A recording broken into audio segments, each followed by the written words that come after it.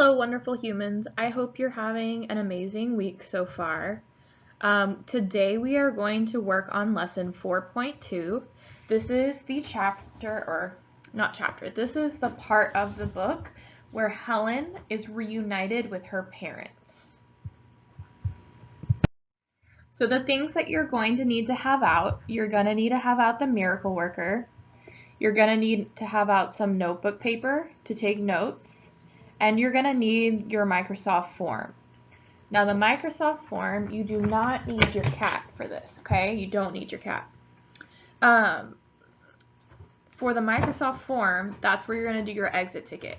So you need to watch the entire video from beginning to end before you start the quiz. Now if you want to have them out at the same time, you can and go back and forth.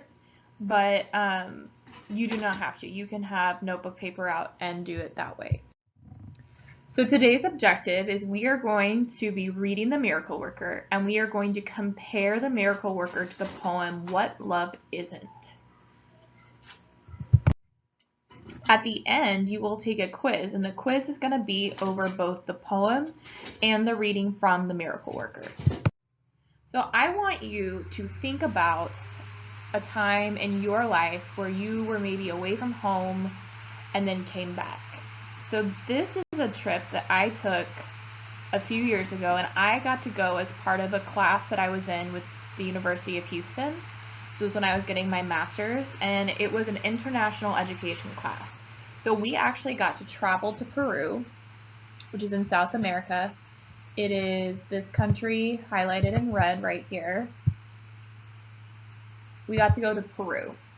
Now the thing about it was a really, really busy trip. We would go like all day, every day, and my cell phone plan I couldn't really call home. And so it was one of the first times where, I was apart from my partner at the time, and I was apart from my parents and my family. And even though I had a really, really fun time, it was really lonely, because I didn't know very many people on the trip. I got to see some beautiful things. I got to see Machu Picchu, and this is a group of us at Machu Picchu with that mountain in the background. I got to see a bunch of different cities in Peru, and it was a once-in-a-lifetime experience as far as getting to see a new country and getting to see some really famous sites. And so I'm so glad I did. But I was so missing my family the whole time I was there, even though I was having a really good time. So when I got home, I was so exhausted, but also really, really happy to see my family and to see my partner and to see all of those things from home that I didn't get to experience while I was in Peru, because the food was different, the language was different. All of these things were like brand new, and they were amazing. But I was also really grateful when it was time to come home. So I want us to think about that as we read the Miracle Worker today, because even though Helen isn't very far away from home in the cottage house, she is still separate from her parents. So what do you think? Helen's going home today. Do you think that Helen is going to learn to communicate by the end of the play? Why do you think that? So if this is our plot diagram, right? We start with our exposition at the beginning, rising action, climax. Right now we are in the falling action of the play, and we are working our way down to the resolution. So by the end of the week, we're gonna know, did she learn? Did she not learn? And I don't know. What do you think? Is she gonna be able to learn by the end of the play? Will she understand what the letters mean? All right, so let's get into some vocabulary. You know how much we love the vocabulary part. So tyrant. Tyrant is a word that we have heard before. A tyrant is someone that is very strict and impossible to please. So Helen was a tyrant at the beginning of the book because she was always demanding everyone's attention. Remember, James calls her a tyrant, and he says that she demands, or I think it's James and Annie both call her a tyrant. And they say, you know, she gets her way all the time. You always give in to her. And Annie's trying to convince them that she needs to learn some manners. So we'll see if Helen is still a tyrant in this part of the book. So to wrench. So a wrench can be a tool, or it can mean a sudden and violent twist or pull. So sometimes we talk about someone wrenching your hair, where they grab it and twist it real hard. In our cartoon here, we say, what are some other words for wrench? Twist, pull, wrest, yank, turn, spring, tug, right? All of those things are words that mean wrench. And our sentence says, my brother wrenched my arm behind my back when I took his toy. So maybe you have wrenched a sibling's arm in an argument from time to time. I don't know. I know I probably wrenched my sister's arm when I was growing up. Exile. Exile means to cast out or send away forever, right? So in our picture, we have this person pointing, and this person looks a little sad, his head's down, and they're like, nope, you have to leave. So my sentence is, my mom exiled me from the dinner table after I said something rude. So if she exiled me from the dinner table, she sent me away, maybe to my room, and I wasn't allowed to come back to the table that night. Manageable. Manageable is something that is totally doable, something that you are able to take care of. When Miss Guston says that things are doable, she means that they are manageable.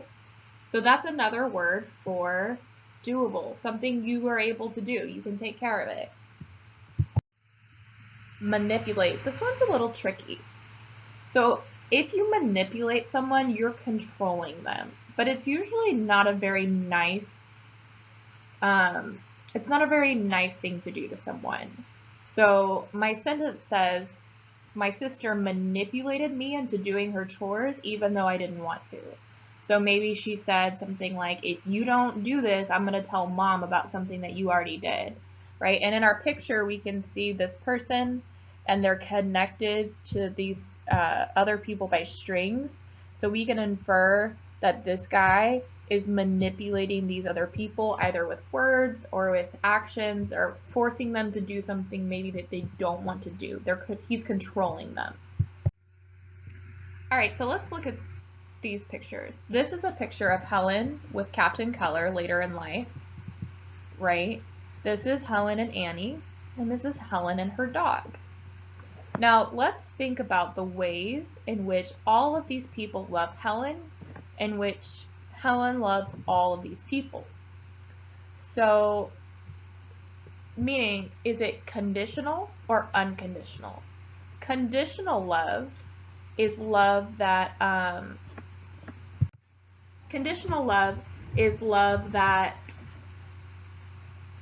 can be taken away, right? So if you love someone with conditions, it means you love them, but only in certain circumstances, or it's not unconditional. Unconditional love is usually like the love that we describe a parent having for a child. There is nothing that child can do that would change the way they love them, right?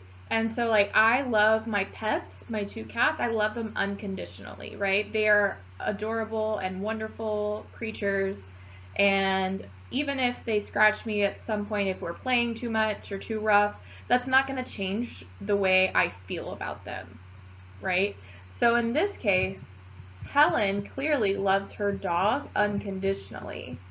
Mr. Keller, we know, even though Helen has been really badly behaved, he still loves her unconditionally. Now, Annie, does she love Helen conditionally or unconditionally? That's something that we're going to talk about in this lesson. All right, let's get into our actual reading. We're going to start at the top of page 91. This is where Kate and Annie and Mr. Keller, Captain Keller, are all talking together about Helen coming home. So Keller is saying, attractive, you've done wonders for her, Miss Sullivan. Have I? If there's anything you want from us in repayment, tell us. It was a privilege to... I just told Mrs. Keller I want more time. Miss Annie! Another week. Helen lifts her head and begins to sniff. We miss the child. I miss her. I'm glad to say that's a different debt I owe you. Pay it to Helen. Give her another week. Doesn't she miss us? Of course she does. What a wrench this unexplainable exile must be to her. Can you say it's not? No, but Helen is off the stool to grope about the room when she encounters Belle. That's the dog. She throws her arms around the dog's neck in delight. Doesn't she need affection too, Miss Annie? She never shows me she needs it. She won't have any, caressing or... But you're not her mother. And what would another week accomplish? We are more than satisfied. You've done more than we ever thought possible. Taught her constructive. I can't promise anything. All I can... Things to do. Behave like... Even look like a human child. So manageable, contented, cleaner, more... Cleaner? Well, we say cleanliness is next to godliness, Miss. Cleanliness is next to nothing. She has to learn that everything has its name. That words can be her eyes to everything in the world outside her, and inside too. What is she without words? With them she can think, have ideas, be reached. There's not a thought or fact in the world that can't be hers. You publish a newspaper, Captain Keller. Do I have to tell you what words are? And she already has them. All right, so we're going to stop here. So in this scene, we have Captain Keller and Annie talking about Helen. And Annie is asking for another week, and Keller's like, look, you've taught her to be clean. Awesome. All right. So what kind of love does Annie show Helen? Does she show her motherly love or tough love? So motherly love can be tough love, but usually they're a little different, right? Your mom's going to love you no matter what, right? It doesn't matter what you do, she's still going to care about you. But tough love is a little different. Annie's saying, I want to give her all of the things in the world, and in order to do that, I have to be able to teach her. I'm sorry. I have to be able to teach her what words are. She knows how to spell them, but she doesn't know what they mean yet, right? So that's something to think about as we go on to page 92. And I already read this first part because Annie was in the middle of talking. So we're going to start right here where Keller says, Miss Sullivan. 18 nouns and 3 verbs. They're in her fingers now. I need only time to push one of them into her mind. One, and everything under the sun will follow. Don't you see? What she's learned here is only clearing the way for that. I can't risk her unlearning it. Give me more time alone with her. Another week to look. He points, and Annie turns. Helen is playing with Belle's claws. She makes letters with her fingers, shows them to Belle, waits with her palm and manipulates the dog's claws. What is she spelling? A silence. Water? Annie nods. Teaching the dog to spell. A pause. The dog doesn't know what she means any more than she knows what you mean, Miss Sullivan. I think you have asked too much of her and yourself. God may not have meant Helen to have the eyes you speak of. Alright, so this is actually super adorable. Helen is teaching the dog to spell. She knows that Annie spells words into her hand, and so she takes the dog's paw and is spelling words into the dog's paw. It's pretty cute. So do you think Captain Keller has high expectations for Helen? In the text he says, God may not have meant Helen to have the eyes you speak of. So to me it sounds like Captain Keller does not have very high expectations of her. However, Annie knows that Helen can learn, given enough time. And she's like, let me teach her. Let me teach your child. Your child is so brilliant. All she needs is time to be able to connect what words mean to the letters, right? Like to connect the meaning. All right, we're going to go on to page 93. Sorry, 93 is a little crooked when I took the scan, so I apologize. We're starting at the top with Annie saying, I mean her to, right? Captain Keller just said, maybe she's not meant to have these eyes. I mean her to. What is it to you? Annie's head comes up slowly. You make us see how we indulge her for our sake. Is the opposite true for you? Half a week. An agreement is an agreement. Mrs. Keller, I want her back.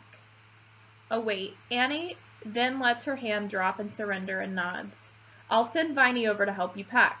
Not until 6 o'clock. I have her until 6 o'clock. 6 o'clock. Come, Katie. Kate, leaving the window, joins him around back while Keller closes the door and they are shut out. Only the garden house is daylit now, and the light on it is narrowing down. Annie stands watching Helen work Belle's claws. Then she settles behind them on her knees and stops Helen's hand.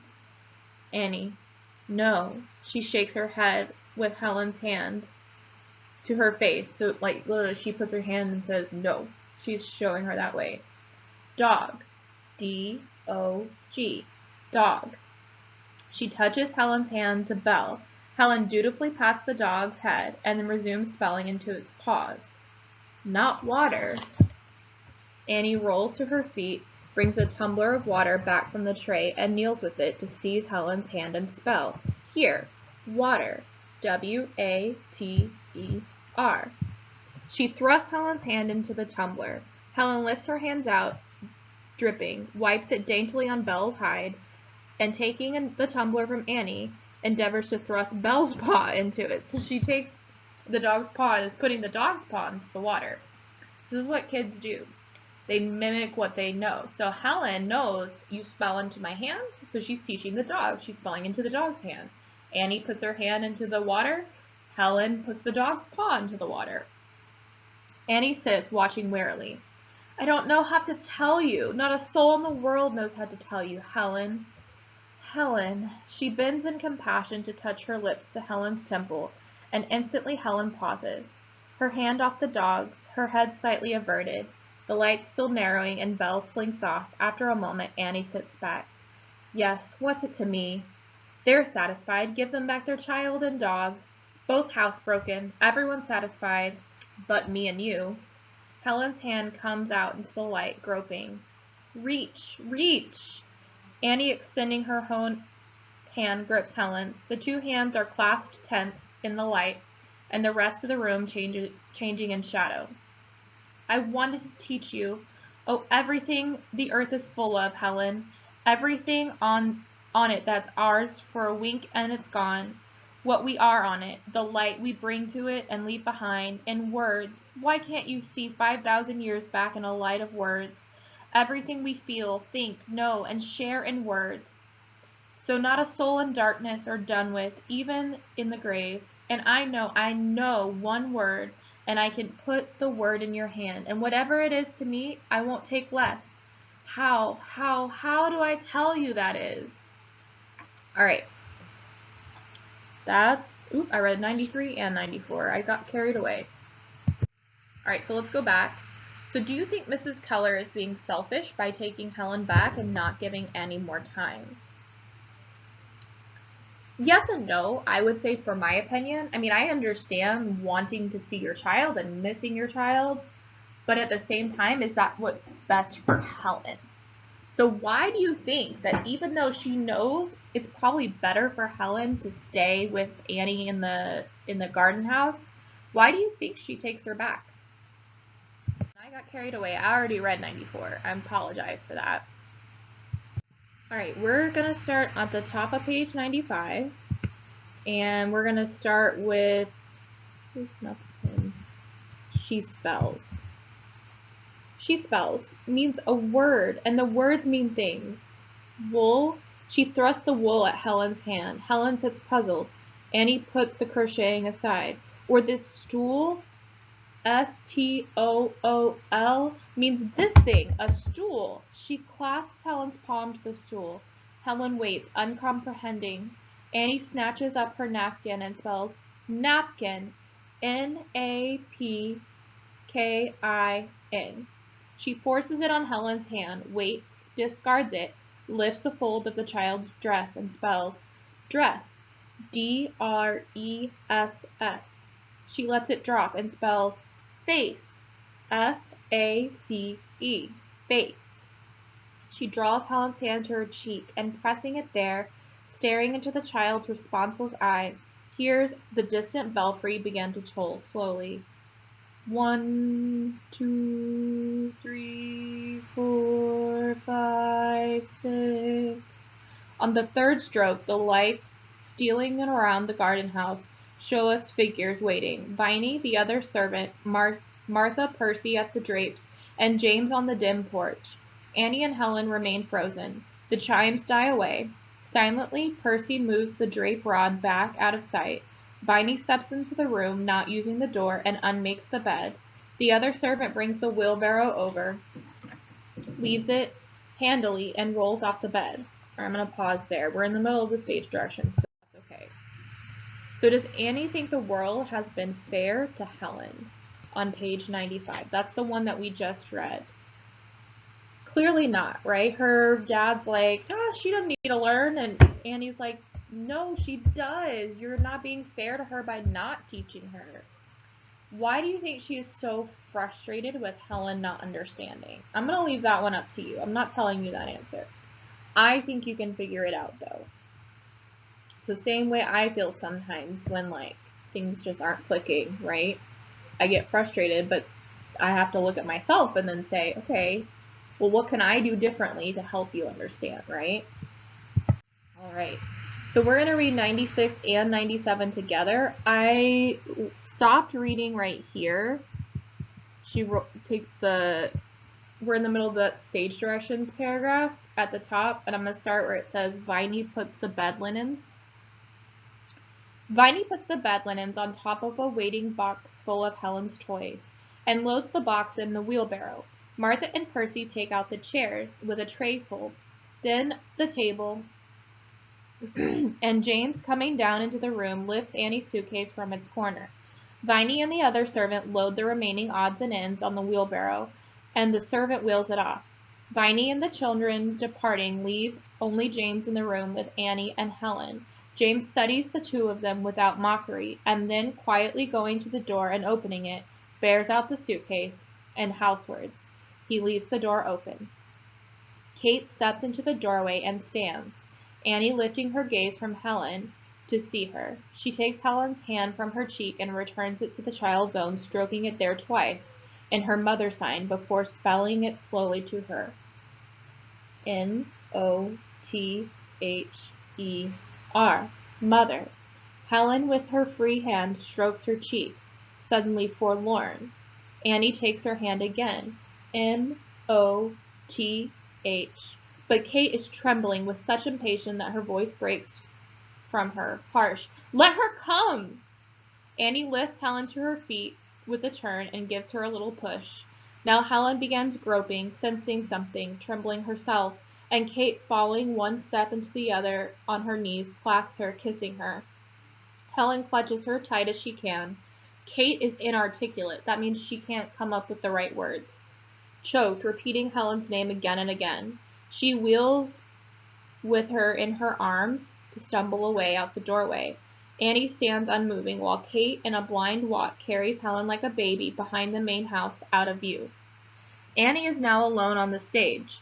She turns, gazing around the stripped room, meaning it doesn't have anything in it anymore, bidding it a silent farewell. Impassively, like a defeated general on the deserted battlefield, all that remains is a stand with a basin of water, and here Annie takes up an eye cup, bathes each of her eyes, empties the eye cup, drops it in her purse, and tiredly locates her smoked glasses on the floor.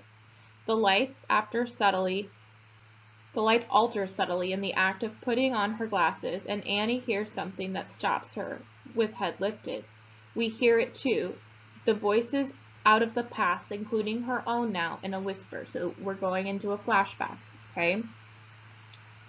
This is the boy's voice. Remember, the boy's voice is usually Jimmy, her brother. You said we'd be together forever. Forever. You promised forever. And Annie? Inago's voice. But the battle is dead and done with. Why not let it stay buried? I think God must owe me a resurrection. What? A pause. Annie answers herself heavily. And I owe God one. Forever and ever. Annie shakes her head. Forever and ever.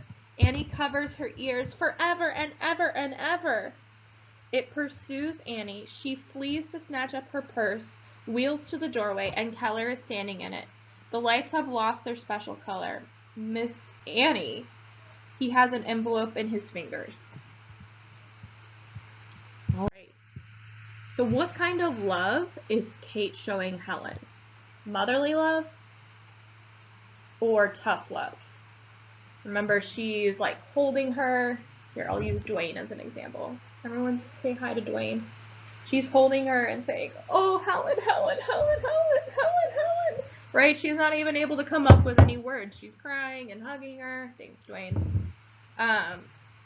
And what kind of love is that? And do you think that kind of love helps Helen? I don't think it really helps her. I mean, it's comforting, right? So in that way, it maybe helps her, but it's not going to help her learn. Okay. So we are at the top of page 98. Mr. Keller just gave her the envelope. He says, I've been waiting to give you this. What? Your first month's salary. He puts it in her hand. With many more to come, I trust. It doesn't express what we feel, and it doesn't pay for our debt, for what you've done. What have I done? Taken a wild thing and given us back a child. I taught her one thing. No. Don't do this. Don't do that. It's more than that. It's more than all of us could. In all the years I wanted to teach her what language is. I wanted to teach her yes. You will have time. I don't know how. I know without it to do nothing but obey is no gift. Obedience without understanding is blindness too. Is that all I've wished on her? Okay, that's an important line.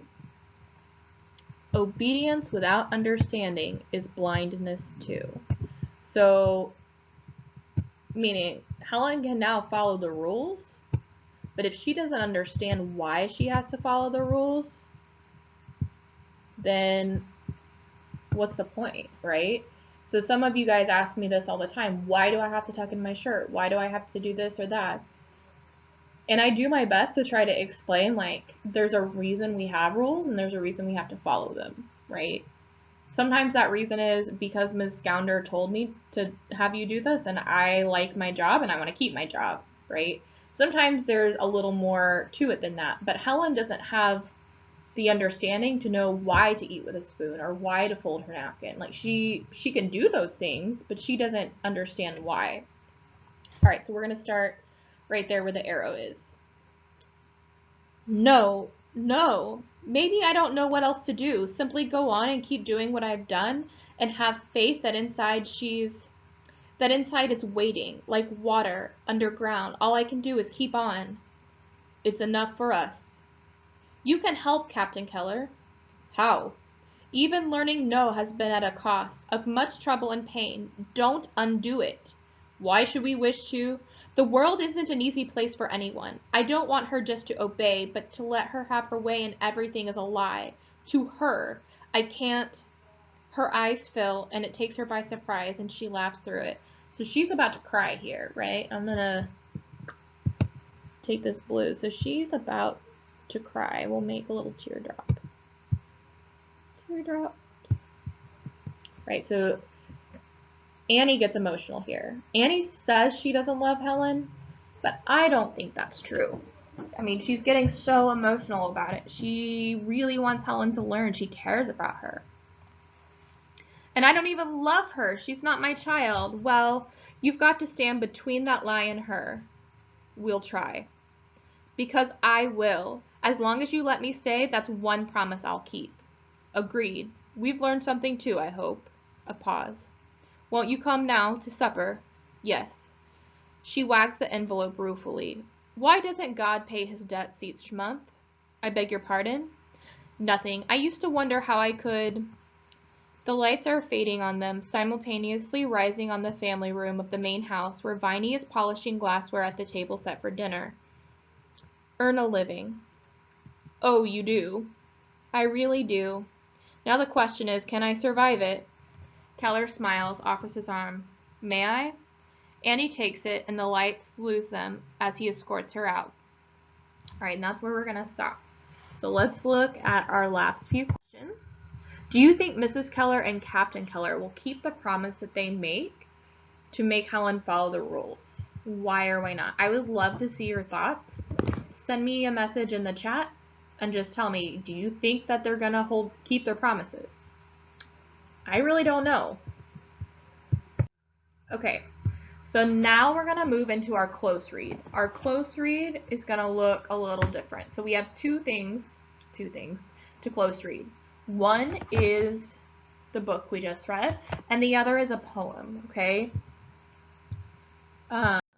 So let's look here. Annie says, I told Mrs. Keller I want more time. Miss Annie, another week. Helen lifts her head and begins to sniff. We miss the child. I miss her. And I'm glad to say that's a different debt I owe you. So what is the importance of Captain Keller clarifying that I miss her? So I'm going to highlight that. At first he says we miss her, and then he says, no, I miss her.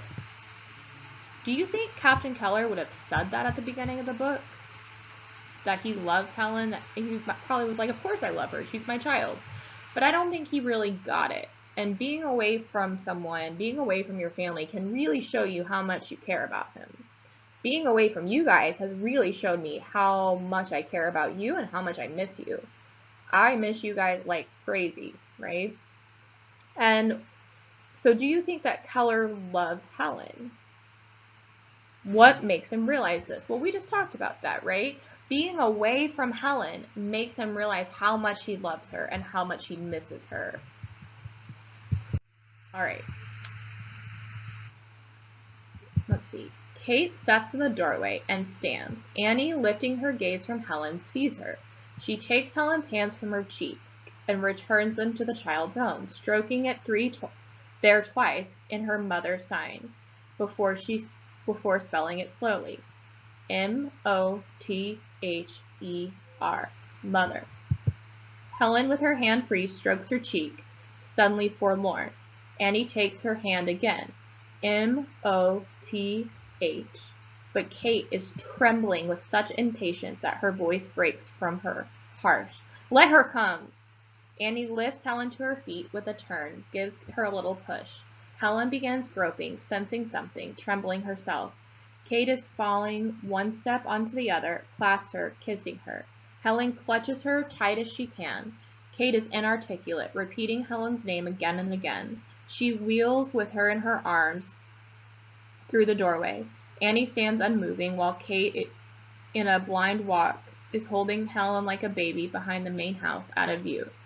So we're going to list the movements, the actions that show Helen and Kate's love for each other. So let's see. I'm going to do Kate's highlights in yellow, and I'm going to do Helen's in purple. All right.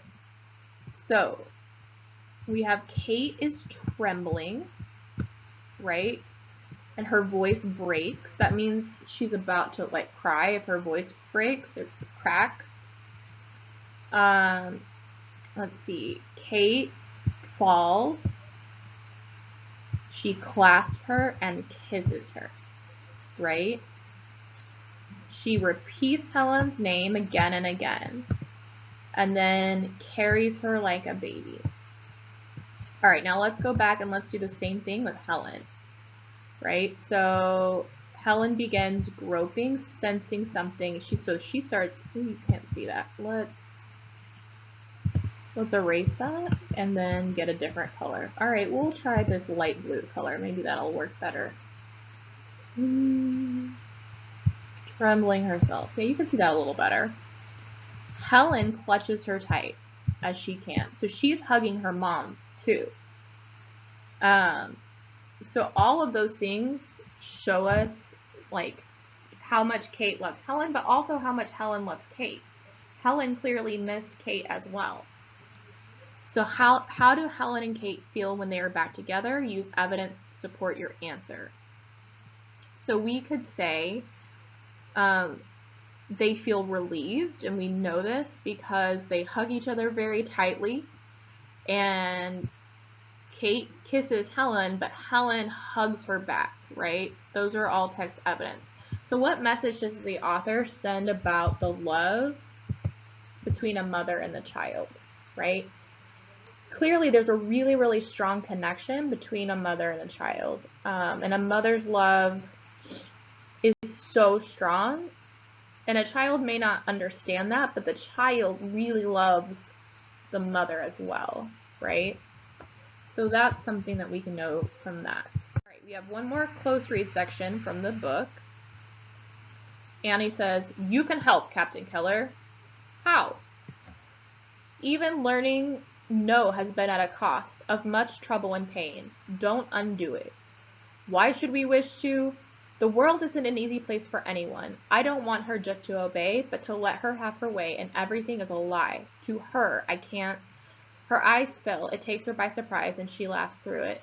And I don't even love her. She's not my child. Well, you've got to stand between, stand between her. What does Annie want Captain Keller to do? Well, let's see. Don't undo it. Don't undo what? Don't undo everything that Helen has learned. Well, how could he undo that? He'd probably undo that by giving Helen whatever she wants. That would probably undo it. How does this relate to love? So how does not undoing it, not giving Helen everything she wants, how does that relate to love? Well, as a teacher, I care about you and I love you, but that doesn't mean I let you do whatever you want, right? Same with your parents. They probably don't let you do anything and everything you ever wanted to do. Not because they don't love you, but because they do love you. So Annie's having to remind Captain Keller, just because you love Helen doesn't mean you should give her everything you want. And then down here, Annie says, and I don't even love her. Do you think that's true? Do you think Annie doesn't love Helen? I think she does. I think she's just scared to admit it because of what's happened with James. But that's just a thought. All right. So we are going to be reading this poem. This poem, I forgot to put the title, but it is called What Love Isn't. So I'll write that up here. What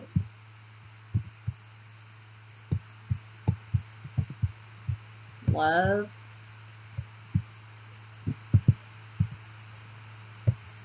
Isn't.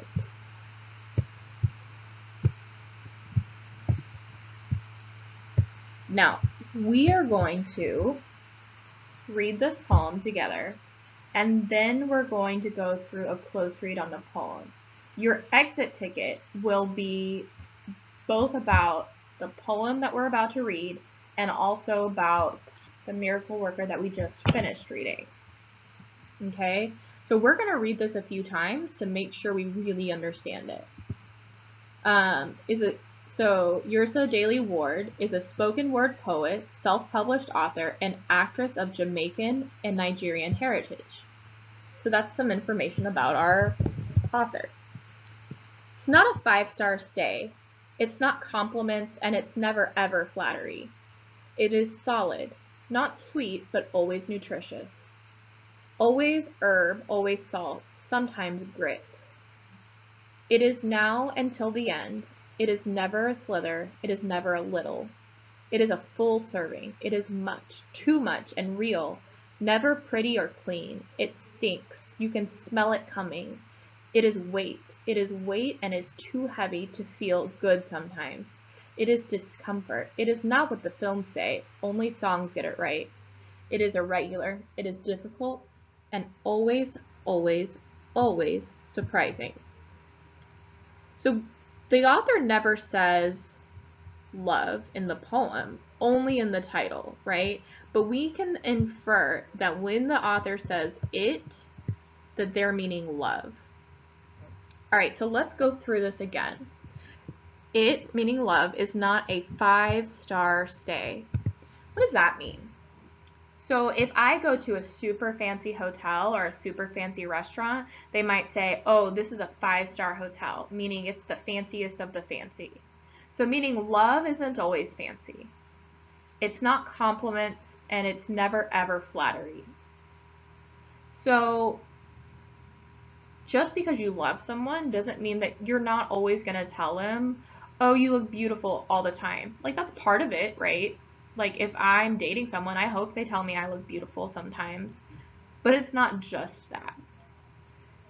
It is solid, right? Love is a good foundation. It's something that I can stand upon. It's solid. It's something I can trust. It's not sweet, but always nutritious. Okay, so let's think about this. I love sweets, right? I love candy, and I love, love, love dessert. But I can't eat just dessert all day long. Why? Because I need other nutrients. I need vitamins, I need protein, I need healthy fats, I need all of those things in my diet. That's what love is. Love isn't always sweet, right? Meaning it's not always easy, but it's always good for you. It's always herb, always salt, sometimes grit. Grit is like dirt, right? So think about a meal. Herbs make it tasty. Salt makes it flavorful. I'm going to get my little highlighter out. So herbs make it tasty. Salt makes it flavorful. Do you want dirt in your food, though? But sometimes things that aren't supposed to be there get in there anyway. Does that mean we throw the whole thing away? Well, think about love. Just because some love gets hard sometimes, do we want to throw that all away? I hope not. It is now until the end. It's, okay, so meaning, what does that mean? If it's now until the end, love is something that's forever.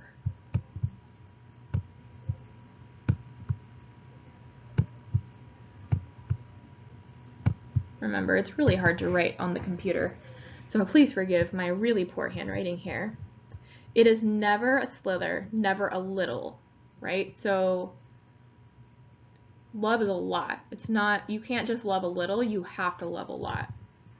It is a full serving. It is much, too much sometimes, right? Too much and real. It's never pretty or clean. It stinks. You can smell it coming. What does it mean when love stinks? I don't think love stinks, but maybe it does. Maybe it's one of those smells that, like, you know it's in the room, right? Love can have pretty moments, but it doesn't mean it's always pretty. Like, when you really love someone, you're gonna argue about stuff. And it's that love that helps you push through those arguments. It is weight. It is weight, and it's too heavy to feel good sometimes, right? So a lot of times love feels good, but sometimes it feels like a burden, right? Something that's too heavy. It is discomfort. It is not what the films say. Film. Film is another word that means movies. So think about love in movies. Love in movies is always like, love at first sight, true love's kiss, I love him forever and always, even though we only met 5 minutes ago. That's not real life, right? It says only songs get it right. That actually makes sense because there are a lot of songs about breakups. There's lots of songs about love is hard, love is difficult, love is blind, all of those things. So movies get it wrong, but songs get it right. It is irregular, meaning like it's not the same. So the love that I have for my partner may be different from the love that you have with yours someday, right? Or the love your parents have is different than the love that my parents have. That's natural, right? Not all love is going to look the same. It is difficult and always, always, always surprising. Always, always, always surprising. All right, so we've read it twice. Let's read it one more time through. So we read it once for understanding, we read it once to analyze what the words mean, and now we're going to read it again just to make sure we really get it. What love isn't? It is not a 5-star stay. It is not compliments, and it is never, ever flattery. It is solid, not sweet, but always nutritious. Always herb, always salt, sometimes grit. It is now until the end. It is never a slither, never a little. It is a full serving. It is much, too much, and real, never pretty or clean. It stinks. You can smell it coming. It is weight. It is weight, and it is too heavy to feel good sometimes. It is discomfort. It is not what the films say. Only songs get it right. It is irregular. It is difficult and always, always, always surprising. Okay, we have read it 3 times. I'm going to move the slide. Remember, I can't go back to a slide that I've already been to. But what I've done is I've put some of the text in next to the questions that we're going to need to answer. All right, so let's think about the theme, right? Obviously, the theme is going to have to do with love, right? But love isn't a theme, right? Love is just a topic. All right, I'm going to make love with a little heart. So what is the author trying to say about love? What is the author trying to say about love? Love isn't always easy, right? Love can be really challenging, but that doesn't mean it's a bad thing. Love is a wonderful thing. It's just difficult. So that's something to think about. All right, so how does the author feel about love in this poem? This might be a question that you see on your exit ticket. All right, so honest. Is the author telling us the truth about love? Maybe. Is the author being pessimistic? Pessimistic means negative. Negative. So, thinking about the poem, I don't know if they're being negative per se, like they're being real about it. Mournful means really sad, so I know that's not right. And affectionate is talking about like being like really huggy with someone, so that doesn't make sense. So as you take your exit ticket, I've given you some hints. Are they being honest or pessimistic? All right. And then the next question is going to ask you for text evidence about that same question. I'm going to give you a hint. It's not A. Okay? You need to find the text evidence that matches the question before it. All right. So how does the poet's reference to the portrayal of love in films and songs contribute to the poem's meaning? It is discomfort. It is not what the films say. Only songs get it right.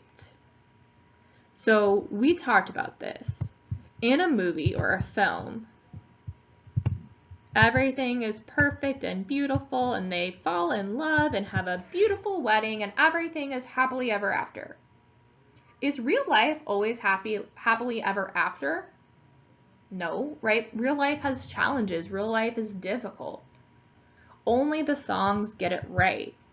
So they're saying that in movies, it's not accurate, but in songs it is. What do you think that means?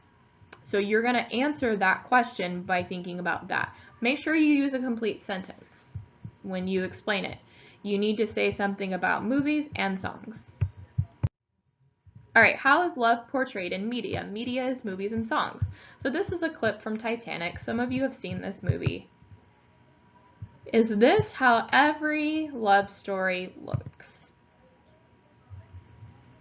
Nope.